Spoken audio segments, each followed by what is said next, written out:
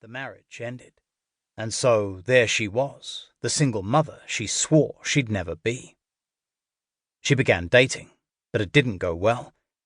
I literally saw my youngest son sit in the middle of the hall crying big tears because he wanted a real dad. As a child, Debbie had always tried to be the person her mother wanted her to be.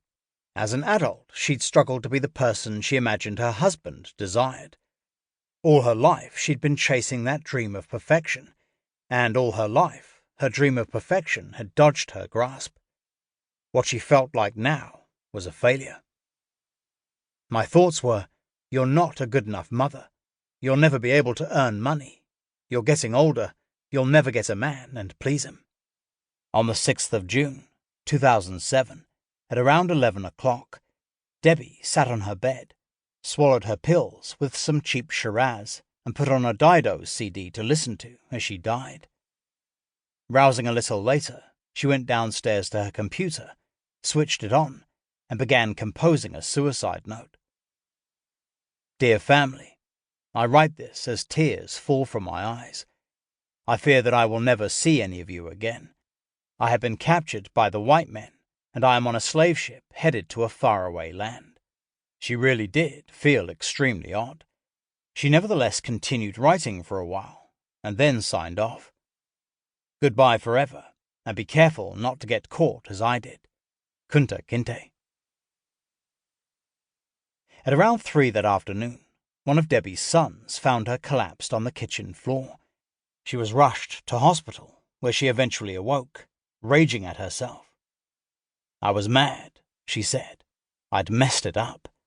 I was full of self-loathing for botching my suicide. I had so much self-loathing, I felt like it would crush me.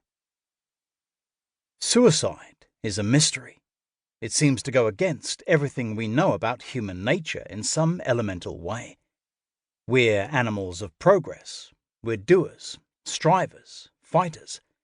Whether our aims are good or ill, we push and we push, building great cities, burrowing great mines, forging great empires, destroying climates and habitats and the limits of yesterday's fantasies, bending the forces of the universe to turn magic into the everyday.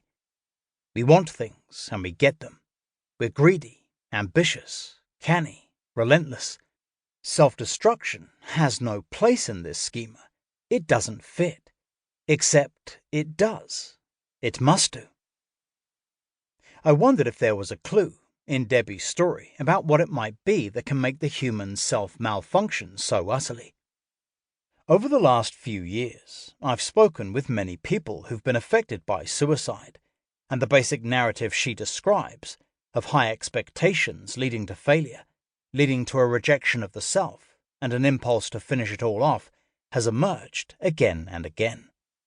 It's emerged when I spoke with Graham Cohen from New South Wales, who always felt that, if I wasn't outstanding, I was less of a person, and, following a series of professional failures, tried to hang himself in his backyard with an electrical cord. It emerged when I spoke to Drummond Carter, an ambitious and proper headmaster from a village in Norfolk, England, whose wife's serial affairs left him humiliated, his identity shattered. It emerged when I spoke with star footballer Ben Ross, who broke his neck at the peak of his career. You start thinking, what if I was to disappear? And his sports medic, Dr. Con Mitropoulos, who told me his charges often find themselves thinking like this because they put themselves under pressure and have aspirations to be successful, as we all do. They feel anything's possible as long as you work hard, and yet life's not like that.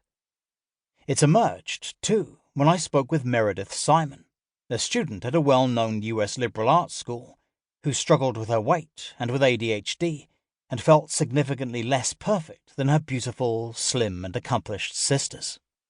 She began self-harming, and then, when she was 14, went into her ensuite bathroom, took a razor blade, and tried to kill herself by slashing her wrists. I was disappointing people, she told me, and that was really hard for me, because I wanted to be the perfect child. Perhaps I notice this pattern in particular because I find it in myself. I seem to be caught in a lifelong rhythm of expecting more.